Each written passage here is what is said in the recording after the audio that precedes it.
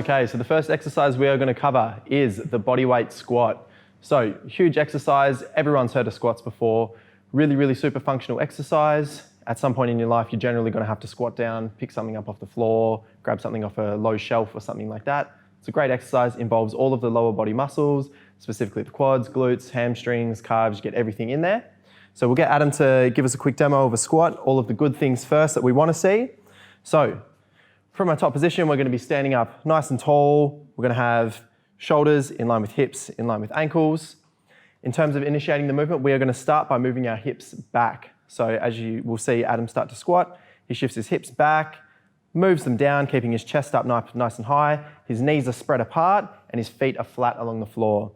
Coming back up, it's just the opposite, so pressing his feet into the floor, standing up nice and tall, being in a nice straight line again at the top. So we'll go from a side view as well. So go side this way here. So again, from the side view, same again, so sitting the hips back, then down, keeping the chest up high, knees spread apart, feet flat on the floor, and then coming up, pressing the feet into the floor to stand up tall. So what we don't want to see when we're squatting, number one is going to be a rounded back. So as people go down, they will hunch over this way here. We definitely don't want to see this. Not too dangerous when it's just a body weight movement, but when we're starting to add weight and things like that, it becomes really, really important. So we want to learn that from day one.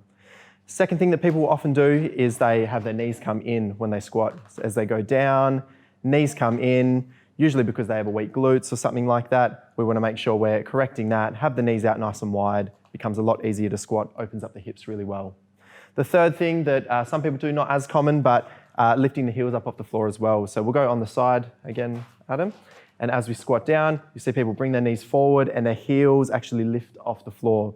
We really want to avoid this as the heels on the floor, that's where we want to drive from to get all of our power when we're squatting.